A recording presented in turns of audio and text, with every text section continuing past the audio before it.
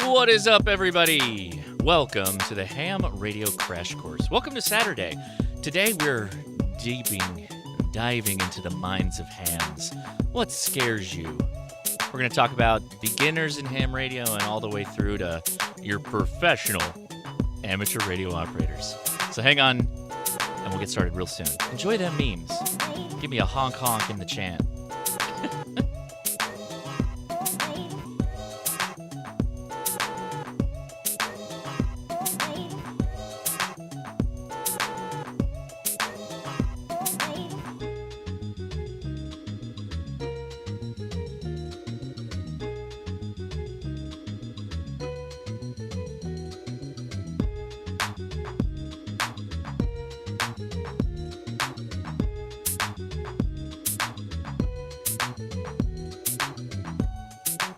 Hey everybody, what's going on? Thanks for joining me out here on another Saturday. You could be spending your time in a lot of different places, but here you are watching me on YouTube, and I appreciate that.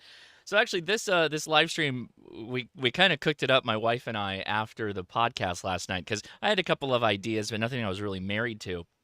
And she was like, what scares hams? What freaks them out? Like when they're thinking about getting on the air or they're trying something new, what worries them within amateur radio. So this was a lot of her idea, and I let her take a look at the slides, and she was like, yes, seal of approval from Leia. So by the way, we have the Ham Radio Crash Course podcast.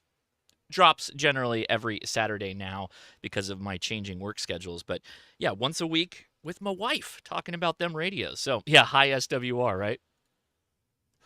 Oddly enough, not on my list. Got plenty of other things, but I assume that high SWR is just a process of radio, right? Whether you're building your own antenna or you inevitably have a failure of some point and then you get a high standing wave ratio. That's your indicator to know something is not right. Not always. Some antennas are non-resonant, but anyway, that's the idea. All right, hey, go check out our Coffee of the Month Club, hamtactical.coffee. You can buy it just per the month, 1 pound of whatever you want that we've got up and available, or you can join the monthly club where you get a new pound of coffee shipped to you every month. So check it out because we have a number of coffees, including some of my favorites, which is Ratchet Strap Coffee, the Breakfast Blend, and Cat Cup Coffee, which, that's for those of you that listen to the podcast, that's what that's all from. So, yeah, check it out. Also, hamtactical.com, that's the home of all of our merch for the Ham Radio Crash Course. You can check that out. Somebody asked me how you get a Ham Nation mug or something along those lines not too long ago, and that's where you'd get it. And also check out our Insider Fang t-shirt. So, yeah. So let's see what's going on in the chat. Yeah, what scares hams? Neighbors learning to weld in their garage. That's actually a really good one. That's a really good one, actually. We do talk about RFI. Fear, being scolded for talking for more than 60 seconds on the wind system. Yeah. When you see indicator lights on your ballon, that's a good one too. That's pretty funny. That implies that you got problems. You got problems, son. And high winds and ice. Oh yeah, that's a very big one. All really good ones.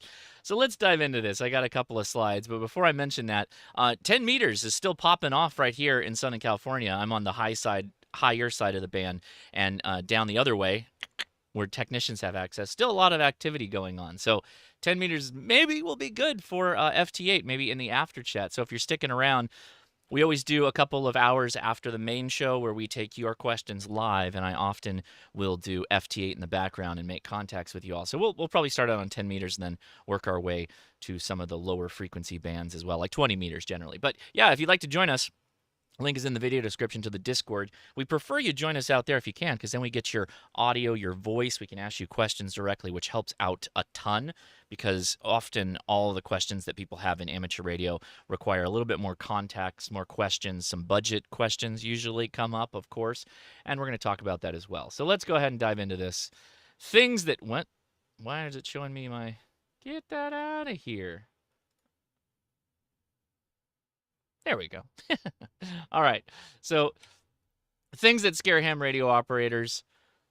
A not too comprehensive list, but I do try and go through them to the best of my ability. And what I have generally experienced when taking questions here on the amateur radio or the ham radio crash course. So let's dive into this. Any JS8? Oh, maybe. Maybe we'll try JS8. Why not? It's been a little while since we checked in with JS8. I generally broke this down into two sections. The first and foremost being radio operation, things that freak out hams, but we've got a special section at the end that deals with things a little bit more cerebral. That's not it. There we go. All right, so the first one that plagues a lot of new hams is just mic fright. Getting on the air, you get your license, you've got all the approvals to get on the air. There's nothing stopping you. And when we say get on the air, we're talking about actually making a call, calling out and saying, hey, here I am, I'm a ham, and I am one of you, and I want to talk. So this is a new ham fear more than anything, and for some, it's merely just going on and saying hi to a repeater, a stranger. You're on 2 meter simplex. Maybe you hear someone talking, maybe do a summits on the air activation, and you're like, well, geez, what do I do in this case? So when doing this for the first couple of times, just remember, keep it simple, right?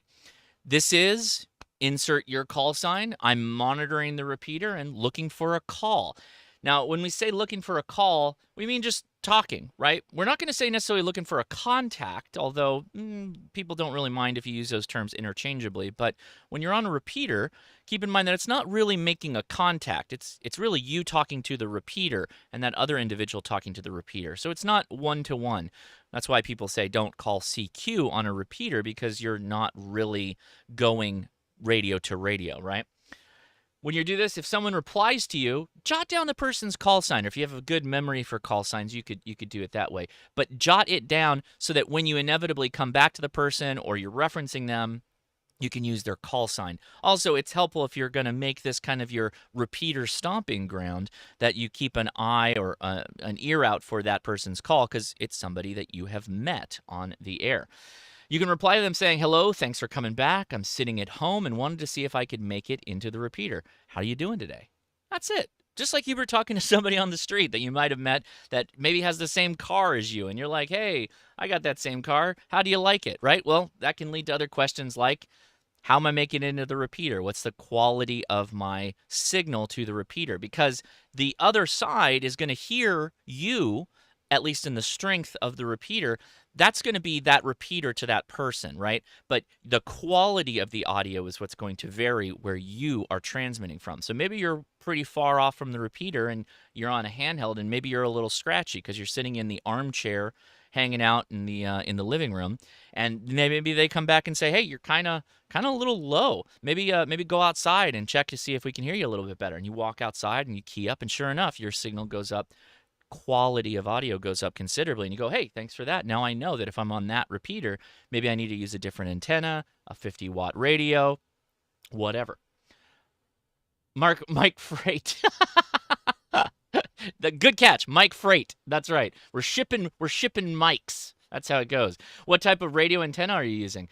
Really good question, because maybe they sound really good. Maybe they have a really good microphone, or they have a 50-watt base station, or maybe an ICOM 9700 in their shack, and they're like, hey, I'm using a really nice XLR microphone, high quality type of stuff. Fright is freight. That's a good one. Yeah, sorry about that, but you get the idea. All right, what's next? Checking into a net. Wow, this is another big fear that new hams have, whether it's on the repeater or HF, right? So nets exist in both places. Weekly nets on HF. People like the Ham Radio Crash Course. We meet on 40 meters on HF. And that can be quite intimidating to some folks because all nets are not generally the same. And what is a net, for those that don't know? It's where we all culminate or come together on a frequency. It could be a repeater or it could be on HF. And all it really is a check-in, right? So we have a net operator, someone who's going to run the net, a net control station. Usually it's one call sign, or maybe it's one primary talker and someone else is logging the people that log into the net. But the idea is that we're checking in. We're basically making sure we can establish communications, we can verify two-party communications, and maybe have some discussions. All nets are different. There are trivia nets where they'll ask questions, and then they'll take answers from the people that check in. There's Q&A nets, and then there's just simple, like, making sure we can continue to establish comms nets, right?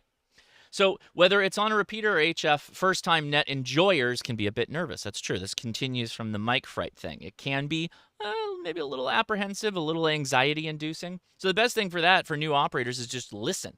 Like, what are the instructions you're hearing from the net control station? What are you hearing from the people that check in? When in Rome, do as Romans do, is the saying, and this is exactly what you want to do in that case. When giving your call sign, give a second or two pause between stations. So if the net control says, okay, taking callers to check into the net, give it a second or two, right? Let that person unkey the mic, free up the repeater, or if you're on HF, give it a moment, again, unkeying the mic so that they can begin to hear you when you start give your call sign. Because what'll happen, and this adds to another point we'll get to, but what'll happen is if they're not as fast in unkeying the mic and you start talking immediately, they might lose the front part of your call sign. Also, when you give that second, key down, give it about a half second before you start talking because your radio has to begin transmitting before you begin talking. It's called quick keying. That some people do just instinctively, but if they key up the mic and start talking immediately, your radio may not be picking up the first parts of your call sign as you're transmitting. Monitor the net and wait for your call to be acknowledged by the net op. And this can change. It can vary significantly. Some net controls are very adept at taking many call signs. So they may take like 5 call signs, and then they'll go, okay, I've got so-and-so and so-and-so and so-and-so. And you go through the whole list and oh, I didn't hear my name. So if you're not mentioned, wait for the next opportunity to check in, give your call sign again. And basically you're going to do that until you're able to check in. And on HF, sometimes you don't have a good enough path to net control and you might not make it. In case in point, the ham radio crash course, we got net ops in the Midwest, we got net ops on the West Coast, and what'll happen is they'll throw back and forth to each other to take check-ins. It's possible that you may not have a good path to the Midwest station, Ethan's station. No, sorry, Evan. the other Ethan, Evan. And so they'll have to throw to the West Coast station, and then you might be able to make it in. So just keep in mind that, yeah, propagation is still going to be paramount to whether or not you're able to make it into to the net op, net control, whomever's logging, whatever. And sometimes an operator that is a part of the net may be able to relay your call sign to the net control to get you logged in that way. That works too, sometimes if the net allows it. Not all nets do that though, so keep that in mind. That's generally something you're going to see more on HF, high frequency, than you will see on VHF, UHF, like repeater nets, so keep that in mind. So some nets have comment sections, Q&A, trivia, as I kind of already mentioned. If they do, maybe write down your responses beforehand. So if, for instance, we've got a lot of trivia nets out here. And what'll happen is they'll have like 3 questions in the beginning, or maybe just 1 question. And the answers will usually be given in the form of like question 1, alpha, and then bravo, and then alpha again. And so you may just want to write down your answers so that you don't have to remember what the questions were. You don't have to remember all that stuff, because in some of these cases, these nets can be like 50 or more people. I know we get that down here in Southern California, and you might forget the answers to the questions, and you want to make sure your answer is correct. So write it down, or write down what your comments are going to be, maybe what you've been working on with radio and all that other fun stuff. So keep that in mind. Yeah, here's a big one. This is every ham's fear, making the first CW or Morse code contact. This is incredibly anxiety-inducing. It causes people to have nightmares about making their first Morse code contact. By the way, thanks everybody for watching. We got 360-something people watching, and the chat is going nuts. I can see you guys. So thanks for all that you guys are doing there, having some fun chats internally. Let's see if I can make my slides a little bit bigger. There we go. Oh yeah, that's not me. How'd that happen? Let's go ahead and change that real fast.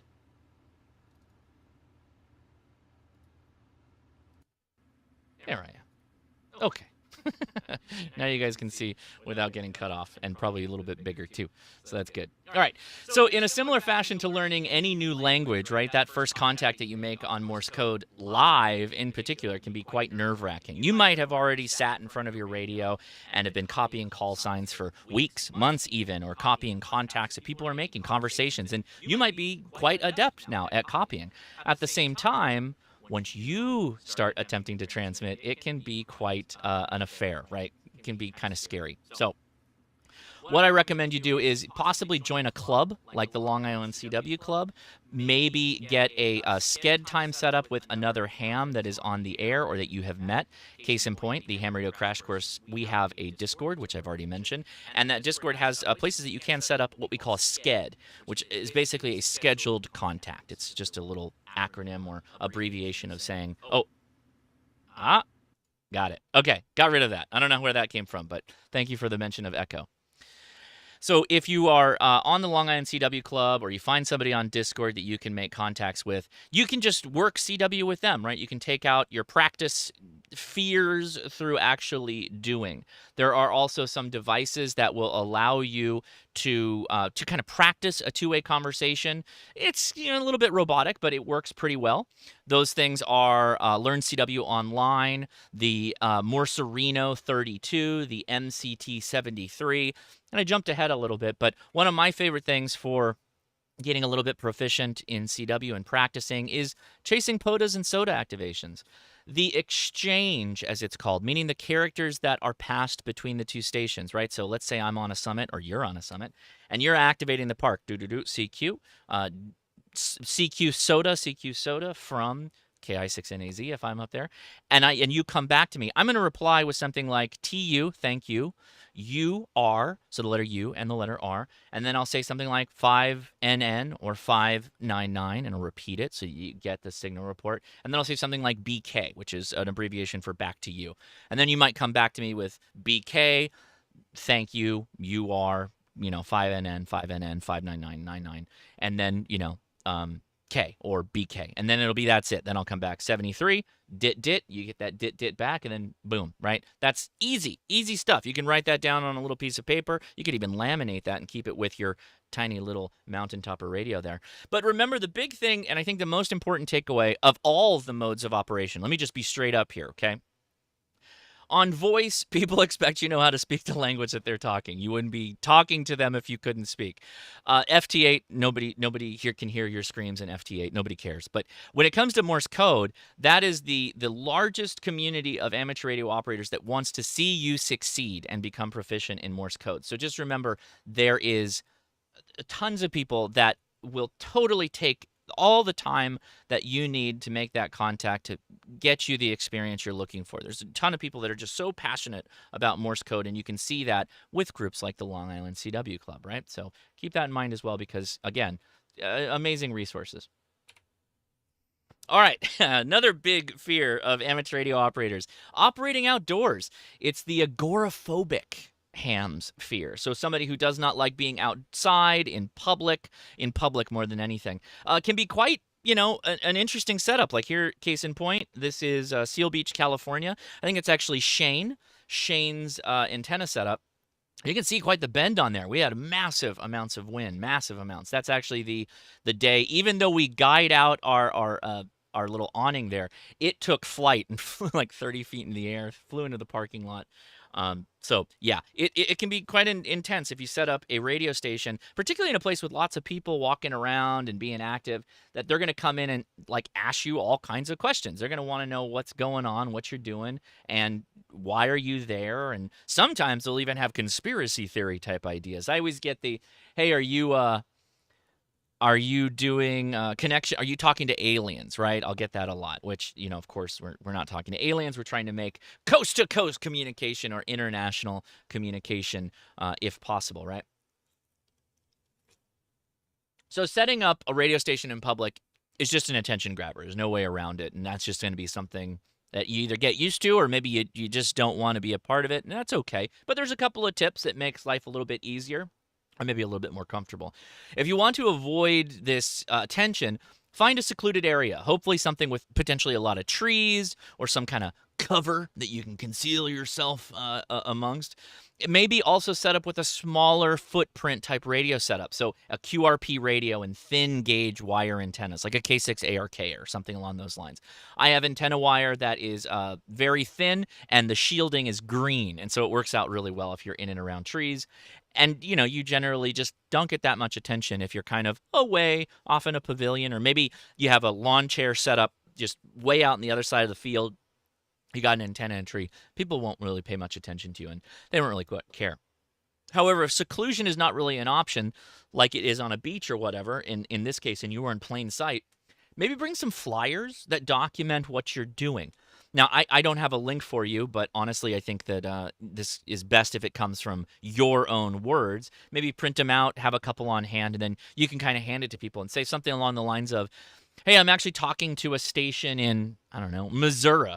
If you give me a minute, I'll wrap this up and I'll explain what I'm doing. But until then, take a look at this flyer that I've got here, and they can read it while you're doing that. You'd be surprised how, if you come across as being knowledgeable in a thing and you are just matter of fact about it, that all the curiosity or potentially like, is this guy a spy? Should I be calling the military and the police to get this guy out of here, or the park rangers?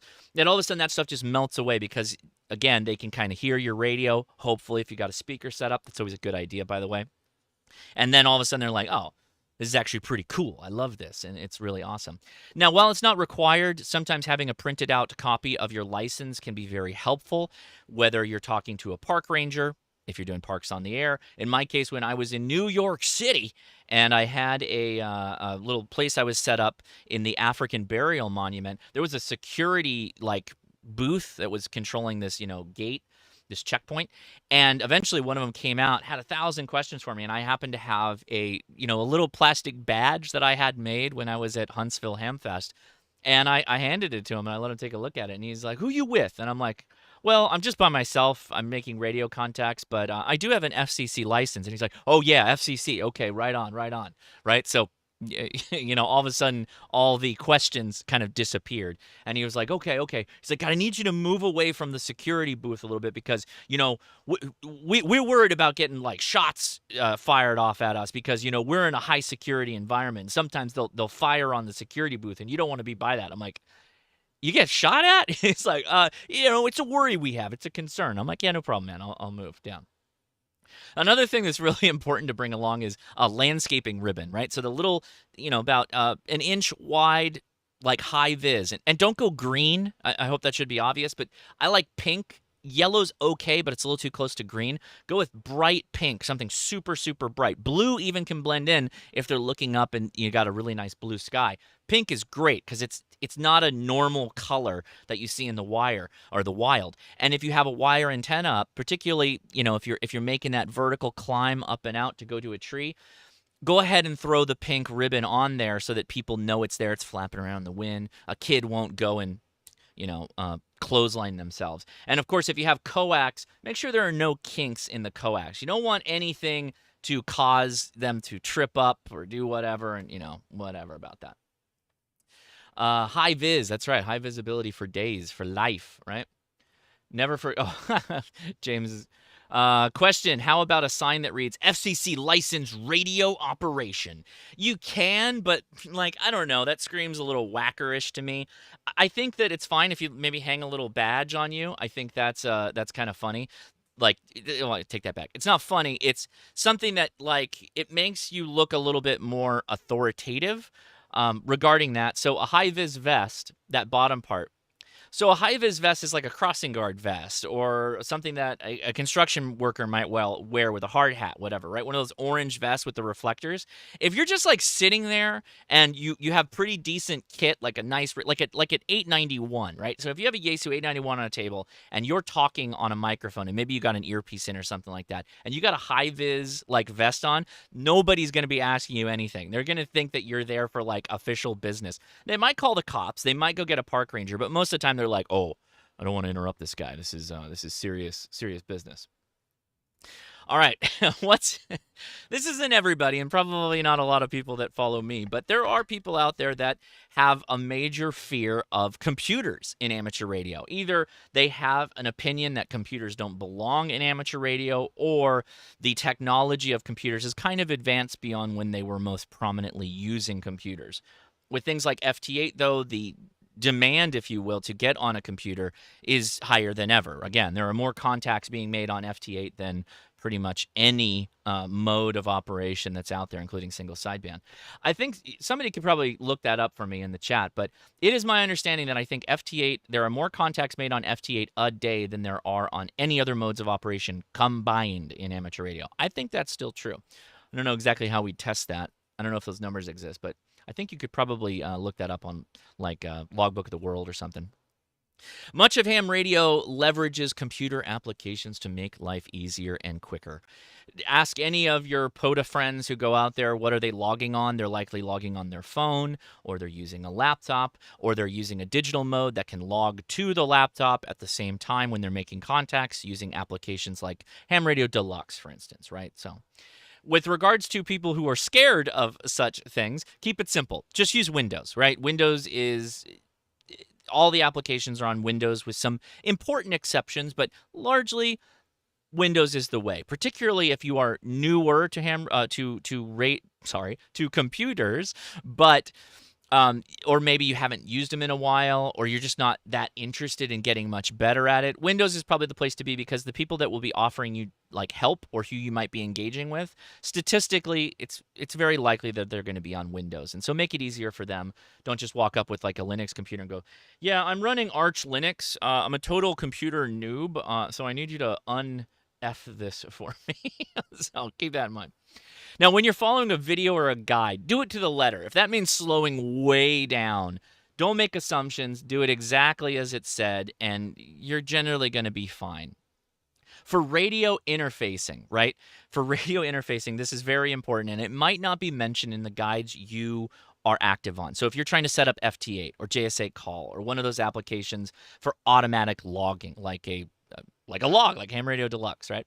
One of the things you need to use is something called Device Manager. It's in Windows. It's built into it. You just hit the Windows key and start typing Device Manager. And you're going to go down to ports. That's about halfway, a little bit below the halfway point on the tree list on the left-hand side. You're going to be looking for a port that matches your radio. And you can tell if their names don't say like ICOM 705. What you can do is plug your radio in while you have that ports list open, and you should see a new port bloop appear. If it doesn't appear, it's likely that you don't have the drivers for that radio. Hopefully the guide that you're watching is going to tell you about that. If you do see a bunch of ports and you plug your radio in and you see it pop up and you're like, oh, that must be it, and you write down the name of the port, and then unplug it and the port disappears, that gives you a really good indicator that, yep, that's the port number, and that's what I need to do to put that into Ham Radio Deluxe or FT8 or following whatever the guide tells you to do. No, I have never seen a virus come from an amateur radio software when downloaded online. And let me be really specific. I should have added more clarification there. From the website of the creator. So case in point, one that I get all the time is I just totally lost it. Chirp, that's it, Chirp. Okay, Chirp's been around forever, right?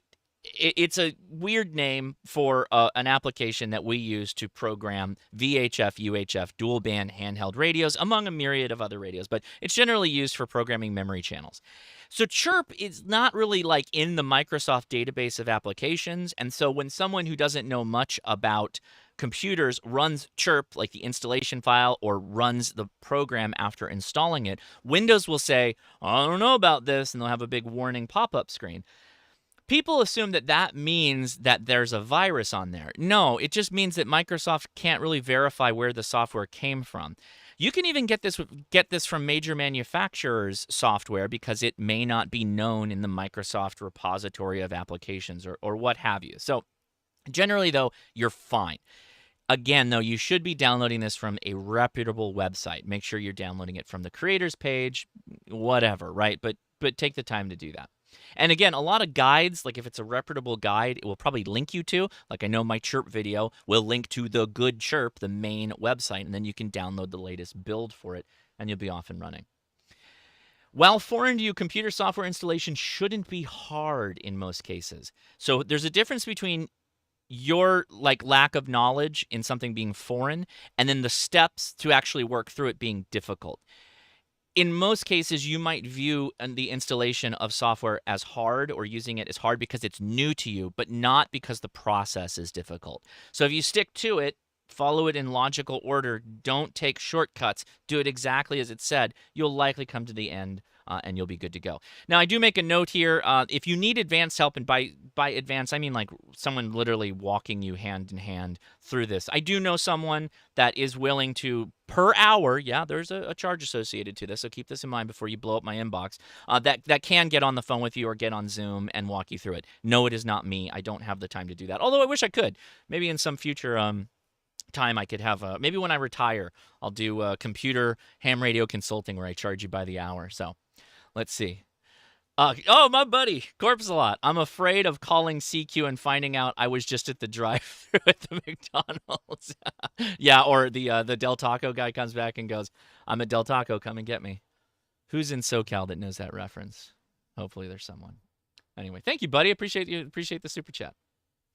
All right, operating out of band. Whew, that's a big fear. A lot of hams are scared. They're scared of operating out of the band because they think that gentleman there from the FCC is going to come and track them down.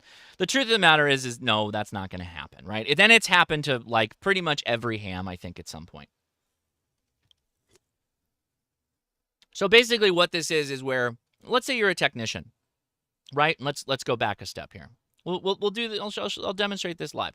So here's 10 meters, and if I scroll all the way down here, I'm in 28.237. That's the CW portion. Or no, I take that back. That's okay for CW. If I was doing voice in that, that's a big no-no. But let's go above 500. There we go. So I'm at 28.567 megahertz. If I transmit on this frequency as a technician, I'm transmitting out of my frequency privileges, right? That's not something I'm supposed to do. And I could get a nasty gram from the FCC, but likely they're not going to do much about it. With that said, hams will likely, and have done so in not very nice ways, told people that, hey, you're out of your frequency space. Get the heck out of here. And so what you do in that case is at most just say, oh, totally sorry, it was an accident, and I'm out of here. Thanks for notifying me, right? Don't make it a big thing. Just bail out of there, right? Just get out. If you acknowledge, like if you started calling CQ and you're out of your frequency privilege, CQ meaning I'm taking all calls, anybody can reply to me, reply now kind of thing. If you realize, oh, my bad, I'm out of frequency range, just dip out of there. You're good. There's not really a need to apologize even then, and no, there's no band police that's coming for you. Now, with that said, and let's put this into perspective. People know if it was truly an accident, right? If you accidentally replied to let's say an amateur extra on the lower side of the single sideband frequency space, and you're a general, and you didn't know, you forgot, and maybe they didn't even know, and you got some kind of message, email, whatever, and somebody said, hey, I saw your call sign, I heard you making a contact on the extra portion of the bands, and you shouldn't do that. Just reply back and say, oh, yeah, totally forgot, totally a mistake, sorry about that, won't happen again. I'll do my best to not let that happen again. Or if they said, like, oh, this is not your frequency space on the air, just say, yeah, oh, my bad, yeah, totally. I'm out of here, thanks so much. Best solution, though, upgrade your license so you don't have to worry about that anymore, right? It's the best way. So getting your first license, so this is the non-hams ham radio fear. The reality is that there's plenty of people, well, plenty is probably the wrong word. I don't have any numbers behind this, but there's probably a number of people that don't have a call sign, that get on the air and maybe even bootleg somebody else's call sign. And that's not acceptable within the rules, but it likely happens. But you're never really going to get better at radio. You're never really going to progress. You're never going to be able to do a Parks on the air. You're never going to be able to do a Summits on the air if you're just bootlegging somebody's frequency or somebody's call sign. So just get your license, right? It'll help you in understanding radio. Getting to actually transmit will give you the other side of the whole radio equation, and you'll have a fraternity, that's the word I'm looking for, a fraternity of people that are looking to support you and operate with you. So furthermore, it tells the FCC that, yes, the ham radio service is important, the ham radio hobby is important, and as our numbers grow and increase and become stronger, and we spread out and operate in all of our frequency allocations to protect them from them going away, it again reminds the FCC that, yeah, we need to keep this. And if you're in other countries and you have your own version of the FCC, you should also be encouraging people, get on the air and get licensed to show them that, yes, it's important and it continues to need to be protected. There are considerable, this is for the young folks, there are a considerable amount of college grants that are afforded to amateur radio operators. I don't know if you knew this. So get your license because you could get access to a grant for your college tuition, which is great. Licensed hams generally will not engage with non-licensed people as per our rules. I already mentioned it, but it's worth repeating. That is true. And no, the government is not, should have said, not going to use this as a way to investigate you. Yeah, because realistically, there's no there's no three-letter agency or local and law enforcement that's going to go to the amateur radio license first before pulling your library card or your driver's license or your social security number or whatever amount of other databases you belong in. They're not going to come get you that way. And no, this is one of the biggest, I don't know who started this lie. Totally a screwed up, dumb thing. No, you don't waive your Fourth Amendment rights in becoming a ham, right? And there's a very important clarification here, and Corpsalot's in the chat. I did a video with him. The FCC can ask any person in any building to inspect what they believe is an intentional or unintentional radio interference generator. It has nothing to do with licenses, right? If you buy a fly-by-night Chinese Wi-Fi adapter and it's got a faulty wall wart and it's just unintentionally jamming a particular portion of the air band, for instance, the FCC could knock on your door, ham radio license or not, GMR radio license or not, and ask to inspect that device. It has nothing to do with the Fourth Amendment. It has to do with protecting the access or the access capability of the primary users in a frequency space. So if someone is accidentally interfering with first responders, airband frequency, whatever, the FCC could ask to inspect your station. That's just a reality. That's just the way it goes. Oh, geez. Please read. Ohio. Well, thank you for the super chat. What does this say? Ohio Recreations Department signage. I saw Biden come on, and I'm like, oh no. Please do not feed the ducks and geese current size. Please do not eat the ducks, geese, and pets. You really did it. You really did it. R bad. Jesus. That's ridiculous. Another super chat. Hey, Jesus G. Just passed my technician exam today, waiting for my call sign before I get on the air. Thanks for all the great videos. They helped a metric ton. Excellent. I'm glad they helped you, buddy. That's funny. All right. Now, this is for the more established hams. What ham fears do they have? Forgetting things at home. I've done it. You've done it. We've all forgot coax adapters at home, right? It's just inevitable. Or maybe you forgot to charge your batteries. Yeah, that's happened. Maybe you have forgotten an entire antenna at home. Just whoops-a-daisy. The biggest thing to avoid that, yeah, dude, totally. Yeah, Mike knows. Mike, as prolific as he is getting out there portable radio, I'm sure he's had that happen once or twice. Make a kit, right? Yeah, there it is. Woolly Redbeard's got it. So make a list first. Make lists of what you think you need to go on an activation. It could be on your phone or a physical list. I actually prefer both. Build a kit and then don't mess with it. It's going to sound really dumb. Don't rob your kit of a vital piece of kit to use in something else you're fooling around with. So what does that mean? If you take something out of a kit, immediately return it. And then buy spares of those things. If it's so important that you will rob your precious, precious kit, and as a busy ham who only has maybe a day or two a weekend or during a week to actually operate outside portable ham radio, which I haven't even had that much time, then making sure that time is precious and well planned out and you have everything you need to be effective is paramount. So buy spares. Coax adapters are super cheap.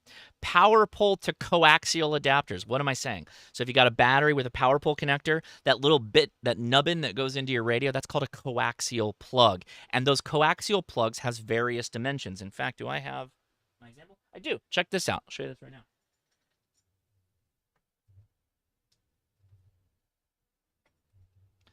So here is a bit of coaxial adapters. And look at that. They all have different dimensions, right? These are adapters that you would use. So having adapters for coaxial plugs are important, and that might be something you want. I don't know. But yeah, keep that in mind. I think I have links in the video description to an adapter like this. But yeah, anyway. There you go.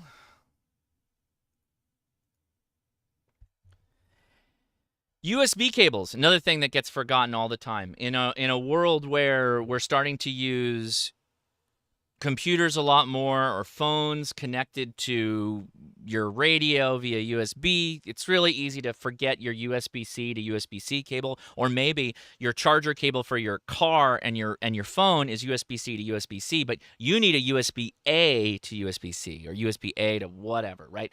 Just get backups. Get backups for everything. Have a backup antenna. A K6 ARK NFED in the bag is worth every antenna you own at home. That's definitely reusing an old tried and true gun meme that I've heard many, many times. All right, so psychological fears. This is, oh man, we're already blowing through the time here, 40 minutes in.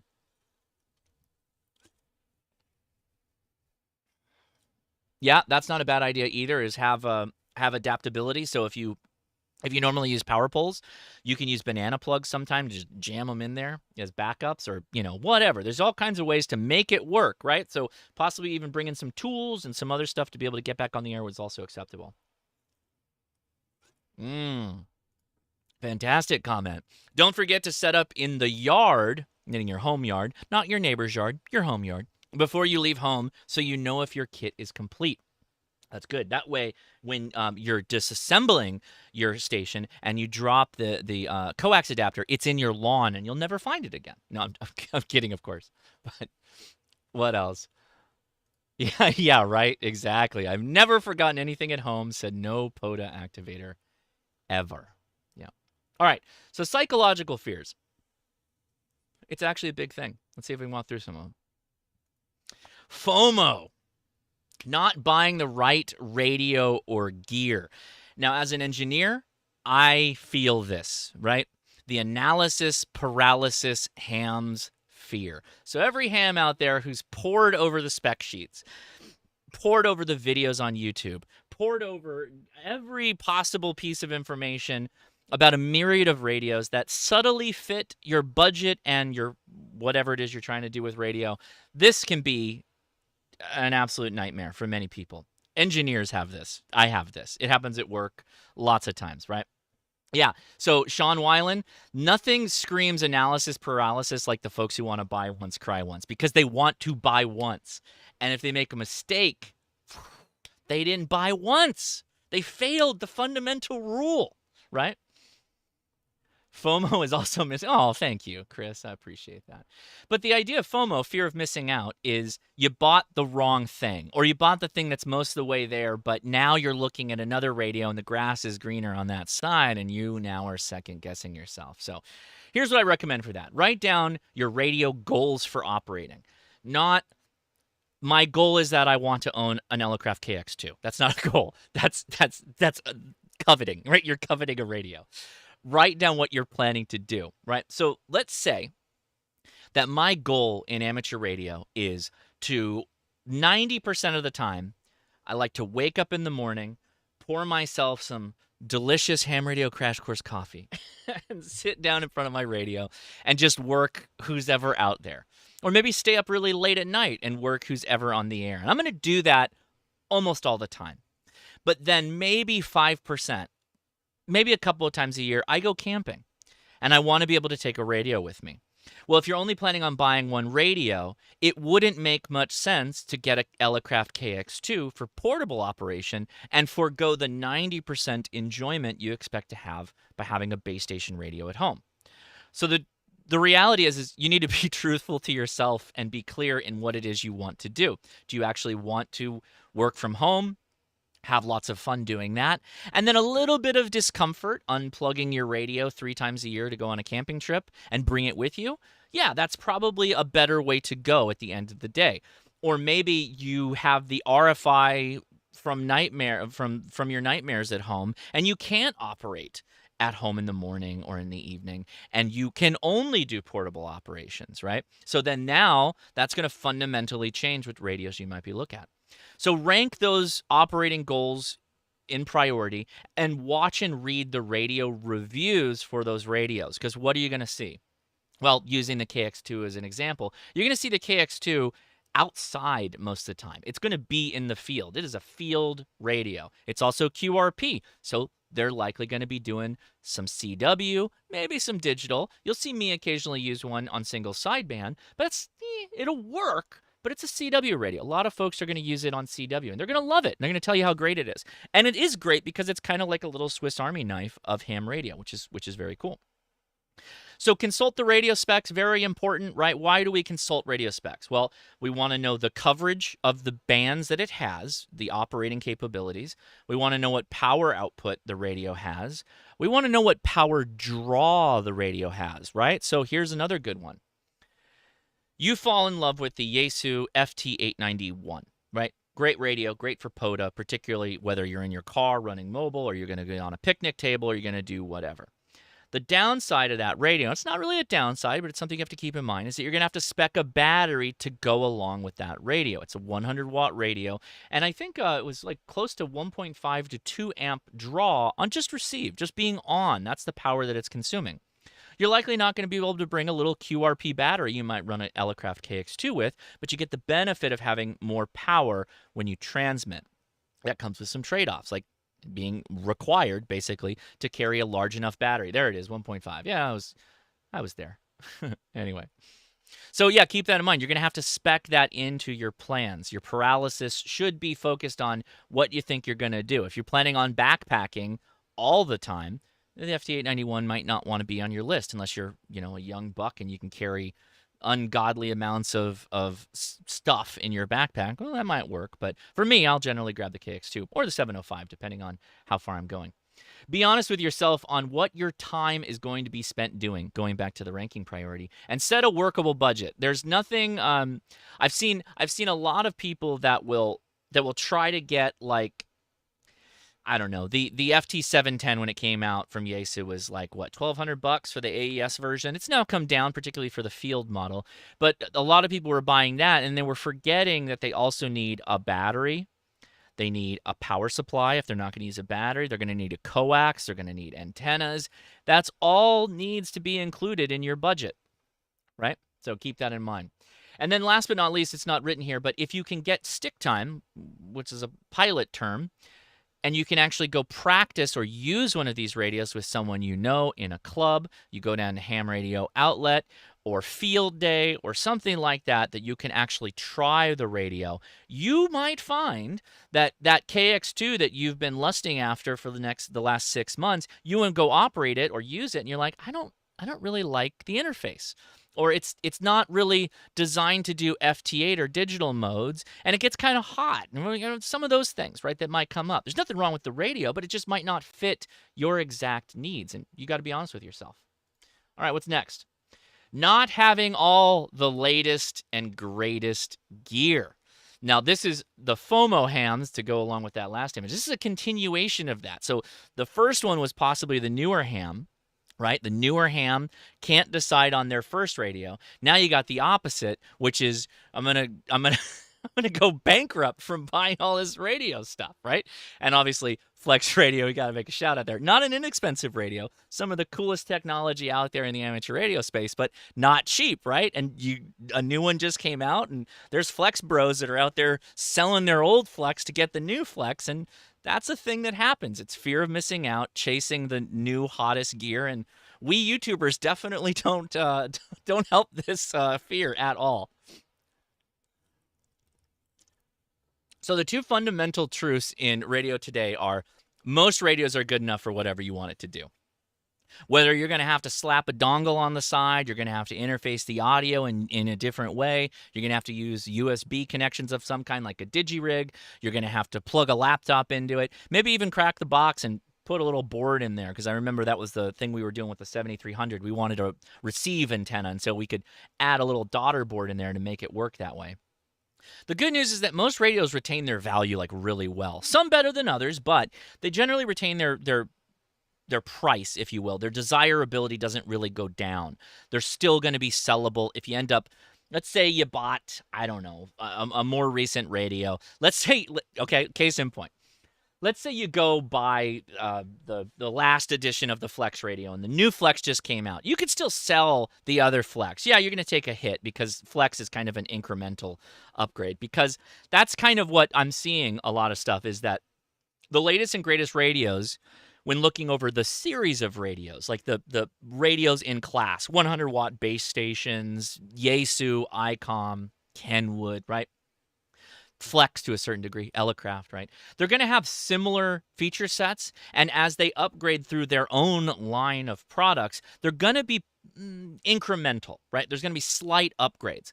Sometimes they're massive, big changes, like the upcoming FTX 1 from Yaesu. That's going to be a pretty big, huge leap in their product line. If you think about going back, though, when the 817 was pretty long in the tooth, they did a slight incremental upgrade to the 818. That's not that different from the 817, and the prices between the 817 and the 818 remain pretty close, so it wasn't that big a deal. And you can still find them. Actually, they're pretty expensive right now. So if you're sitting on an 818, not bad. Let's see. Unless, yeah, what was this? That's a good comment. What is this sell a radio of which you speak? Who was it? It was Mike, KNMRD, was also saying that before the stream went live. Gear acquisition syndrome. Yeah, and we can fall in this pit. That's not on the slides, but I'm gonna hit this one pretty quickly. In fact, let me bring it back up here. So a trap we find ourselves getting in. I've gotten in this trap. And I can argue, well, I'm an important YouTuber, and I got to be able to do all the ham radio things. The reality is I could spend an entire year just doing single sideband videos, and I'd be fine, right? And most YouTubers would be too. But we chase what's new, the new hotness. Everybody does that. YouTubers do that. You do that. We all do that. Gear acquisition syndrome. But the fundamental trap is you look at a space where your operating capability is lacking. So I don't have an ASL satellite station. That's just a fact, guys. I don't have that. I need a 9700, and I need a VHF, UHF boom, and I need to go tilty, turny to be able to work all the celestial bodies, right? That's my bad. I'm fundamentally lacking in that space. That's an easy way I could justify dropping thousands of dollars, right? And that's, yeah, exactly. Yeah. So it's totally something that can happen all the time. Who's the dude in the pic? That's our buddy, AA0Z, Kyle. He's on YouTube too. Check him out. You should go subscribe to him. Great at Flex videos, Node Red, all kinds of cool stuff. Fear, the SO or XYL finding out the money paid. Yeah, there was a lot of things we could talk about on this one for sure, but that's a real one, right? What do they say? The only fear I have when I die is my wife selling my radios for what I told her I paid for them. It's an old joke, but it's a good one. Holds up. Now, there's also the ham tax. I don't know if enough people talk about this, but when the new hotness comes out, right? So when this new Yaesu radio hits the ground, you're going to be paying top price, top retail, the highest that it will be, unless there's some kind of shortage or whatever, unbeknownst to us, right? You're paying top dollar. Any new radio that comes out, that first 6 months to a year, you're paying the most you will pay for that radio. If the radio you own already kind of covers the bases, then yeah, maybe you don't go crazy. The early adoption fee, that's right. I call it the ham tax, but that's an even better one. The early adopter fee, yeah. And that happens everywhere, right? It happens in video game consoles, cars, phones, technologies, laptops. You get the idea, right? So keep that in mind. It's a real thing. Don't freak out. It'll still be available, and you might be able to get a lot better deal. Philosophical, drowning in the RF noise. This is a little bit more operation, but I put it here. So the RFI fear. There is nothing worse than fear in RFI. It's the worst. It's seriously like the worst feeling when you are. Everything's cool. You wake up in the morning, because this happened to me multiple times. Turn on your radio. Again, you got your mug of coffee you're holding with two hands. You're going to sit down, work little contacts. And there's just RFI absolutely obliterating everything. Case in point, look at that bottom waterfall, right? So I have a dual setup. I have a receive antenna on the top and an active antenna for my transmit on the bottom, right? And that's what that bottom antenna is showing. Look at that hash, that trash, whatever's in there, right? It sucks. It's a proper fear. So it's like bailing out a boat with a massive hole in it. You just can't defeat the RFI in some cases. And it's a war fought on multiple fronts. Your home, your backyard, your neighbors, the city, the power companies, the cable companies now are generating and have generated for a long time, but you're seeing more of it all the time. Just tons of RFI that gets created. So the first thing you have to do always is you got to get your home in line first and then work outward from there. And I say this all the time, but it's always worth repeating. If you wake up in the morning and you're like, man, this noise is impossible, you've got to figure out if it's coming from your home, right? And it's easy for that to happen. You bring in one bad quality piece of electronics with a bad wall wart and boom, you've got RFI. So kill the power to your home breakers at the main. Just go in there, bring it all down, shut her down. Did the RFI go away? This is your choose your own adventure path of how you're going to deal with all this. If the RFI goes away, that is the best case scenario you could have because that means it's in your home. So then at that point, you can go breaker by breaker, shut all the breakers off, go breaker by breaker, turning them on until the noise comes back. When the noise comes back, go to that breaker, the plugs, use one of those little plug probes, start unplugging things one at a time until the noise goes away. Now you've found the noise. Congratulations, you've found the noise. Then you can go murder that device, kill it absolutely, crush it up, and hide the evidence. Now, if it didn't go away, meaning there's no power in your home, you'll need a battery to do this. I hope you probably understand that. But yeah, you're going to have to battery run your radio. If it didn't go away, now you have to start looking in directional antennas, how to hunt outside for RFI, consulting with the power company if you are lucky as I am that has a power company that will actually come out and go through and actually connect to your coax and try and figure out where noise is coming from. I'm very thankful the last time I contacted them, they actually came out and did that. But I have other videos that talk to that in greater detail. Obviously, I'm almost out of time, so we will not be covering that here. But I do have a bunch of videos on RFI. The loss of radio spectrum, the legacy hams fear. Huge fear that we're going to lose radio spectrum. For the youth, for the future of ham radio, keeps people up at night. I'm sure it does. I'm sure there's a ton of hams who are worried about this. Hams that may be more active in the lobbying, like working with the ARRL, talking to the FCC, all that stuff. So it's a true fear. Obviously, with the 900 megahertz concern that we have right now with that company that wants to get out there and do some geo location type stuff on 900 megahertz, yeah, it's a concern. I fear loss of spectrum. That's right. That's right. So in full honesty, our amateur radio bands are worth a mint to the FCC. And other nations. There are other nations with their own FCC. They would like to sell these off, right? If we're not using them, truly, if we're truly not using them, from their point of view, they're like, why are we holding up these valuable assets? It's like having an oil field to the FCC that's not being mined. We're not pulling the oil out. The hams aren't pulling the oil out, guys. So why are we holding it for them? What's the point, right? So what do we got to do? Well, there's more to this, but by the amateur radio service just merely existing, being in use, and are generally not being alpha hotels. Have you heard that term before? Alpha hotels? Give me a one in the chat when you realize what that means.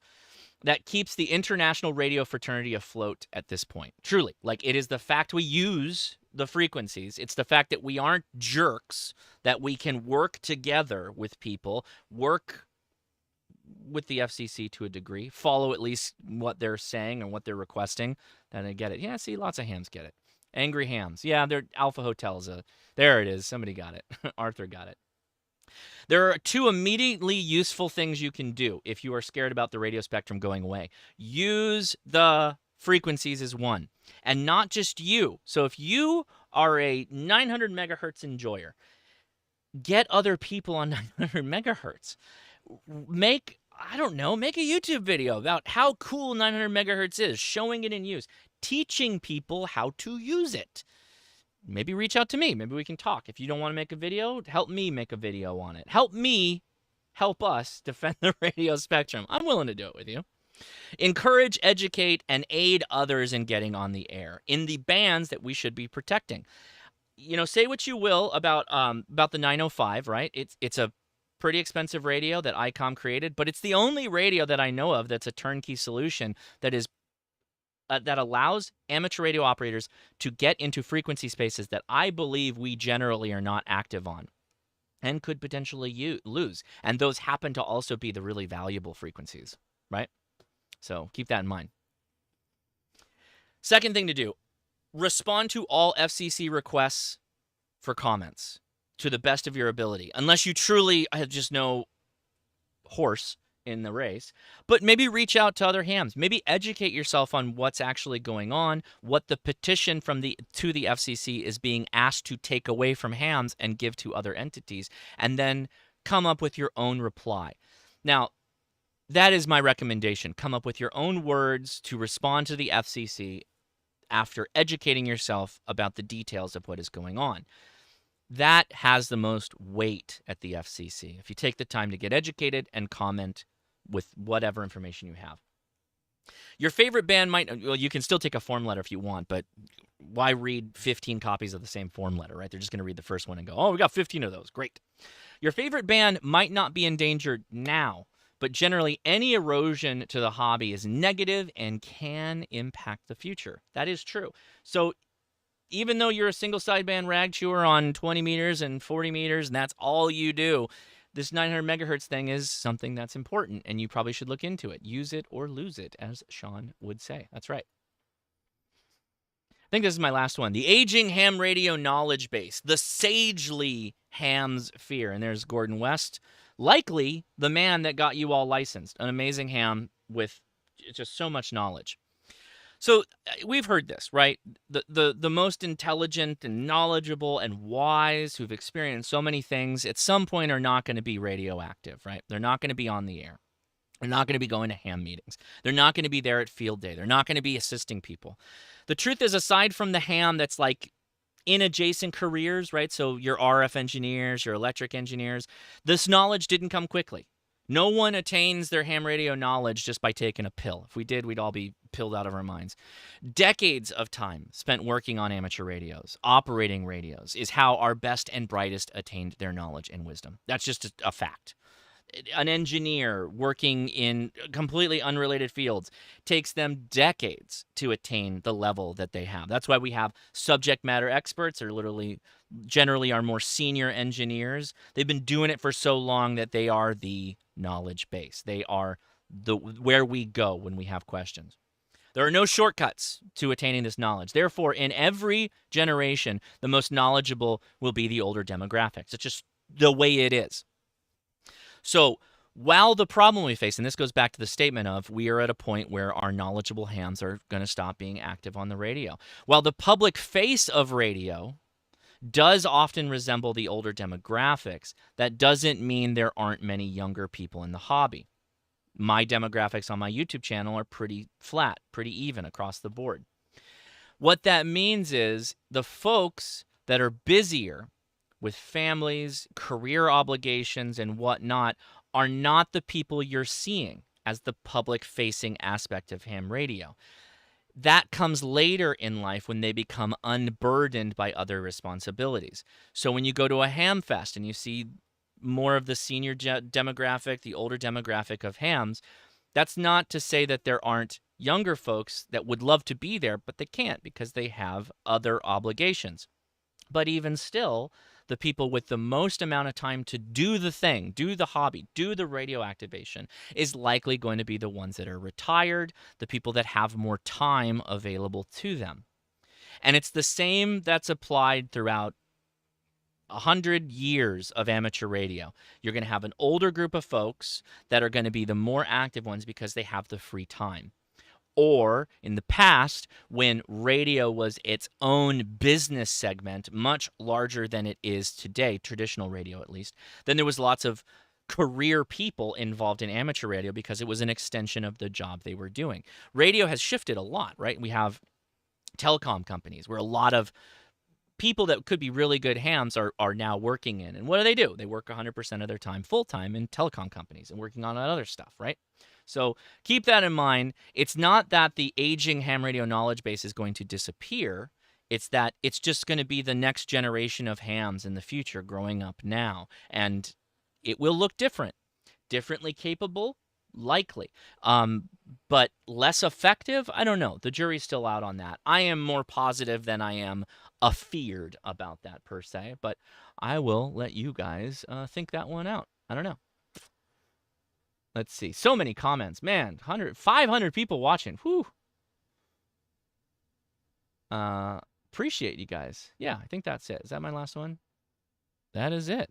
We're all done there. Okay. How's 10 meters holding up? Still pretty good. Real good. Real good, guys. So make sure that you get on the air, right? That's the biggest thing, is that you become better, more active operators if you can. Help other people out. There's nothing you'll learn faster or become better knowledge keepers of radio than by teaching others, right? So if you're in a club, maybe hold... did I have an audio echo that whole time? No, I didn't, right? Is there an echo? You scare me. You scare me, RRT08. Anyway, teach others, right? Get on the air or hold a little seminar, go to a club, make a YouTube channel, right? Make a video that shows, maybe you're like the expert in one area of amateur radio. Make a video on it, right? That's not only going to make you better up here, totally. Like I feel like I have, in my job, my career, my YouTube channel, I have more quickly attained a level of competence, I'll say. I'm not saying I'm an expert in any kind of thing. Competence just by teaching and having the willingness to be wrong and work with you all on these live streams, on my videos, in the comments. I've learned more from throwing something out there like, hey, this is what I'm trying to do, getting feedback from smart people, and then trying it and getting a lot out of it. So, Paulo Felipe, totally unrelated to the topic, but I think you've posted this like 3 times, so I'll try and answer it. Josh, can a radio stop working if you don't turn it on for a long time, like a year or more? It depends. Is it a super old radio, like a vacuum tube radio, like what we call a boat anchor? Yeah, those capacitors do leak. They will fail, and then it could die. But generally, no. But I have no idea what radio you're talking about. It's just too broad of a question. Paulo, perhaps hang on for 15 to 20 minutes. I'm going to wrap up this live stream. We're going to start a brand new live stream where we answer your questions, and you can be in the YouTube chats, or even better, join us on the Discord. Link is in the video description, and then you can join us on the voice chat. You can ask your question to us over voice, but more importantly, I can ask you back, what radio are we talking about? How are you powering it? Battery, power supply. How do you know it's not on? How do you know it's not working, right? All those important things. So yeah, check that out. And a reminder, go check out our coffee, hamtactical.coffee. Again, you can buy it just the one bag for £1, right? £1 at a time, or you can get on the Coffee of the Month Club. But that's the way you get that new Cat Cup coffee. 3 of these coffees are new blends. The Give It the Beans is our old school blend that we had 2 years ago, I think. So pretty cool that we make this work again, and we really do appreciate Vern. What's up with 6 for helping us out make this happen?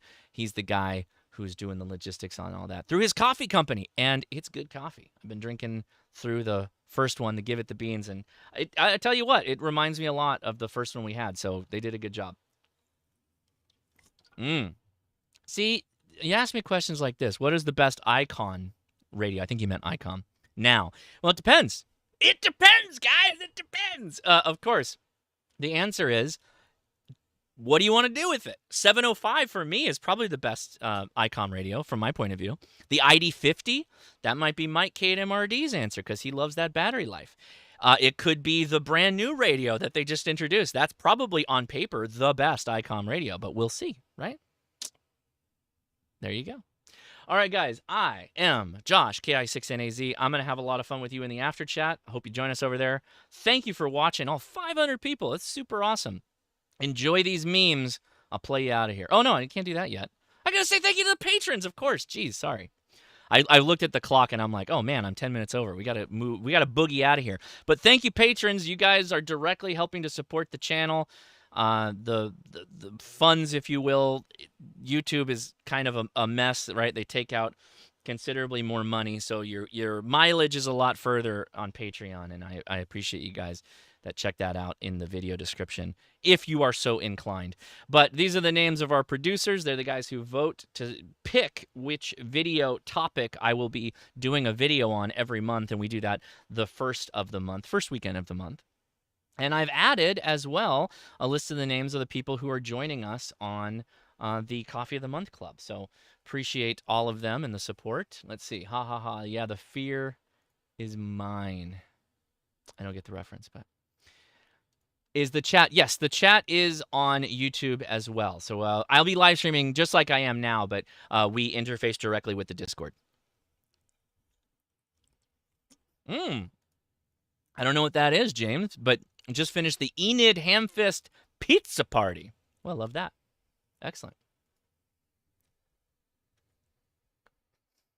We need more people on repeaters. Well, get out there and encourage them. What are you doing to help the repeaters out? I'm not saying you aren't. I'm not challenging you, but that's the only way I see it happening is if you encourage people to get on the air. I found that kind of interesting is that if we all collectively turned on our radios 1 hour a day and got on the repeaters and used them, yes, we'd have people on the air at that time. But the reality is we got to encourage people to get onto repeaters, to make them want to be on the repeater, to make it useful for them, to make it fun. That's the only way it's going to work, right? Just being on there and listening is like, it doesn't really matter. It's got to be a fun place to hang out. And that community aspect of repeaters, you can't just make that happen. That's something that happens over time and through a lot of years of having a cool community repeater. Some repeaters aren't that interesting, to be honest with you. And maybe they don't need to exist. That's not wrong to say either. All right, I'm Josh, KI6NAZ. Check out my... Thanks, Shacking Off Brothers. All right, enjoy the memes. 73.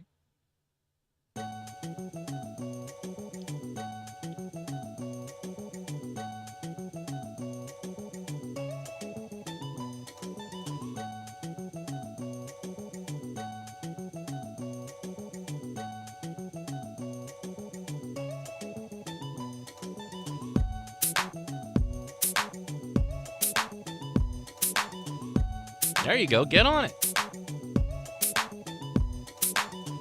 I think I have 2. I don't know that I know I have the 1, but I think I might have picked up another one because I thought I had left it. What I think it happened was I think I picked somebody else's up off of one of the folding chairs and put it in a bag. So I have at least 2, I think. Thank you.